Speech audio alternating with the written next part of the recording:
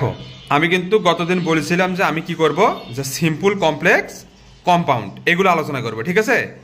দেখো আজকে, আচ্ছা তার আগে আমি একটু কথা বলে নিই যে গঠন অনুসারে বাক্যকে তিন ভাগে ভাগ করা হয়েছে। গঠন অনুসারে কয় ভাগে ভাগ করা হয়েছে?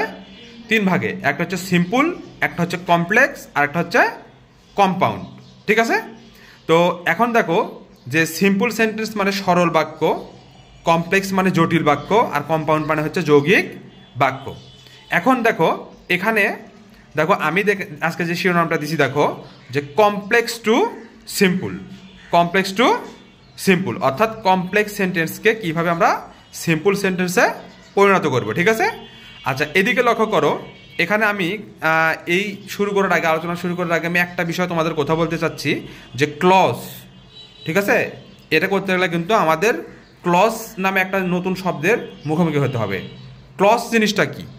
ক্লজ হচ্ছে বৃহৎ বাক্যের অংশকে ক্লজ বলে। এখানে দেখো উদাহরণ একটা দেওয়া আছে, দেখো since the old man killed the bird he bought a bad luck to the crew. তাহলে এখানে দেখো যে the old man killed the bird, এটা একটা clause. He bought a bad luck to the crew, এটা একটা ক্লজ, ঠিক আছে। দেখো বাক্য কিন্তু একটাই, কিন্তু অংশ হচ্ছে দুইটা। এই জন্য বলতেছে যে বৃহৎ বাক্যের অংশই হচ্ছে ক্লজ, ওকে। তো এখন লক্ষ্য করো যে আমি এখানে আমি ক্লজ বলবো না, তোমাদের সুবিধার জন্য আমি অংশ বলে এখানে ইয়ে করব, চিহ্নিত করব, ঠিক আছে। মানে এটাকে আমি ক্লজ না বলে বলবো হচ্ছে অংশ। এদিকে লক্ষ্য করো। তো দেখো এক নাম্বার যে রুলটা দেওয়া আছে, দেখো যে হোয়েন সিন্স অ্যাজ যুক্ত, কি যুক্ত? হোয়েন সিন্স অ্যাজ যুক্ত কমপ্লেক্স সেন্টেন্সকে সিম্পল করার নিয়ম। আচ্ছা তাহলে আমরা একটা জিনিস নিশ্চিত হলাম যে হোয়েন সিন্স অ্যাজ যুক্ত থাকলে সেটা কোন সেন্টেন্স হয়? সিম্পল না কমপ্লেক্স? কমপ্লেক্স সেন্টেন্স হয়, ঠিক আছে। আচ্ছা এটা ভালো করে মনে রাখতে হবে কিন্তু, যে হোয়েন সিন্স অ্যাজ যুক্ত হলে সেটা কি হয়? কমপ্লেক্স সেন্টেন্স হয়। আচ্ছা লক্ষ্য করো, দেখো আমার নিয়মটা কি, দেখো যে হোয়েন সিন্স অ্যাজ যুক্ত কমপ্লেক্স সেন্টেন্সের দুই অংশের সাবজেক্ট যদি কি হয়? একই হয় এবং প্রথম অংশে মূল ভার্ব থাকে, তাহলে কিভাবে আমি সিম্পল করব। আচ্ছা এইটার আগে তুমি এক উদাহরণটা লক্ষ্য করো, দেখো since the old man killed the bird he bought a bad luck to the crew. এখানে দেখো সিন্স যুক্ত আছে, তাহলে আমি বুঝতে পারলাম এটা কমপ্লেক্স সেন্টেন্স। আর কি আছে দেখো, দ্য ওল্ড ম্যান, এদিকের সাবজেক্ট হচ্ছে, এই অংশের সাবজেক্ট হচ্ছে দি ওল্ড ম্যান, আর ওই অংশের সাবজেক্ট কি? হি। তাহলে এখানে বলতেছে যে ব্যক্তি পাখিটিকে হত্যা করেছিল সেই ওই নাবিকদের জন্য দুর্ভাগ্য বয়ে এনেছিল। তাহলে দুইজন কি একই ব্যক্তি না? মানে এখানে দি ওল্ড ম্যানের পরিবর্তে ওই অংশটা কি বসাছে? হি বসাছে। তাহলে দুই অংশের সাবজেক্ট কি? এক। তাহলে আমার নিয়মটা হচ্ছে দুই অংশের সাবজেক্ট কি হতে হবে? এক হতে হবে। আর প্রথম অংশে কি থাকতে হবে? মূল ভার্ব থাকতে হবে। দেখো উদাহরণটা লক্ষ্য করো, দেখো তাহলে দি অংশের সাবজেক্টটা এক হলো নাকি? দি ওল্ড ম্যান আর হি। আর প্রথম অংশ কি আছে? কিল্ড। কিল্ডটা কি? মূল ভার্ব না? তাহলে আমার নিয়ম কি মিলেছে, যে দুই অংশের সাবজেক্ট এক হতে হবে এবং প্রথম অংশে মূল ভার্ব থাকতে হবে।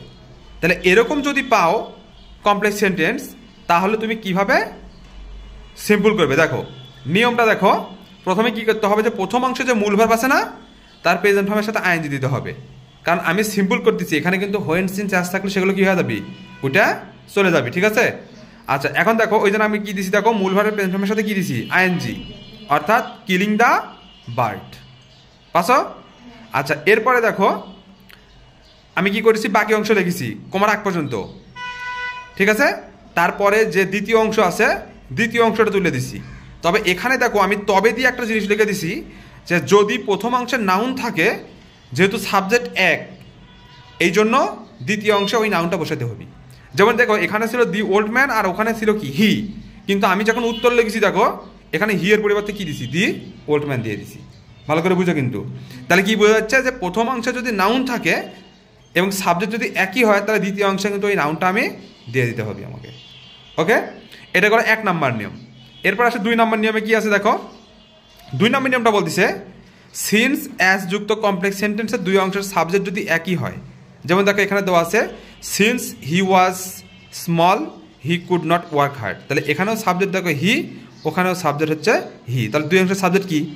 এক, ঠিক আছে, একই হয়। এবং প্রথম অংশে এবার কিন্তু মূল ভার্ব নাই, এবার হচ্ছে বি ভার্ব, মানে am, is, are, was, were, have, has, had, এরকম যদি থাকে, তাহলে কিভাবে আমি সিম্পল করব। দেখো আগে নিয়মটা মিলছে নাকি দেখো, তাহলে সিন্স হি ওয়াজ স্মল, তাহলে এদিকে সাবজেক্ট হি, ওইদিকে সাবজেক্ট হচ্ছে he could not work hard, তাহলে এদিকেও সাবজেক্ট হচ্ছে হি, তাহলে দুই অংশের সাবজেক্ট এক।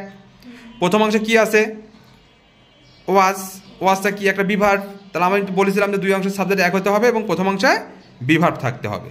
ওকে, আচ্ছা তাহলে আমি কিভাবে সিম্পল করবো, দেখো প্রথমে আমাকে দিতে হবে বিকজ অফ, কি দিতে হবে বিকজ অফ, দেখো বিকজ অফ দিছি। এরপরে কি করতে হবে, দেখো যে সাবজেক্টটা আছে তার পজিটিভ কেস, আমরা যখন ন্যারেশন করি তখন কিন্তু আমরা সাবজেক্ট অবজেক্ট পজিটিভ তিনটা কেস শিখেছি কিন্তু, ঠিক আছে। এই দেখো পজিটিভ ফর্মটা কি, হি এর পজিটিভ হচ্ছে হিস, হি হচ্ছে সাবজেক্ট, হিম হচ্ছে অবজেক্ট, আর হিস হচ্ছে পজিটিভ। ওই জন্য দেখো বিকজ অফ এর পরে আমি কি দিছি সাবজেক্টের পজিটিভ ফর্ম দিছি। তারপরে দেখো এখানে বলা আছে নিয়মে, দেখো যদি এম ইজ আর ওয়াজ আর থাকে তাহলে তার পরিবর্তে দিতে হবে হচ্ছে বিং, বিইআইএনজি, আর যদি হ্যাভ হ্যাজ হ্যাড থাকে তাহলে তার পরিবর্তে দিতে হবে হচ্ছে হ্যাভিং। দেখো উদাহরণে আমার কি আছে ওয়াজ আছে না, এই জন্য ওয়াজের পরিবর্তে এখানে দিলাম হচ্ছে বিং, তারপরে বাকি যা আছে তাই। তাহলে দেখো আমার তো সিন্স থাকতেছে না কারণ আমি সিম্পল করতেছি। আচ্ছা বিকজ অফ দিলাম, সাবজেক্টের পজিটিভ কেস দিলাম, ওয়াজের কারণে আমি বিং দিলাম, তারপরে কি দিলাম বাকি অংশ, এই যে স্মল আছে স্মল দিলাম, কমা আছে কমা দিলাম, তারপরে he could not work hard, অর্থাৎ বাকি যা আছে সেটা দিয়ে দিতে হবে। ওকে, এই যে দুইটা রুল দিলাম, এই দুইটা রুল খুব সুন্দরভাবে কি করবে মুখস্থ করবে। ওকে।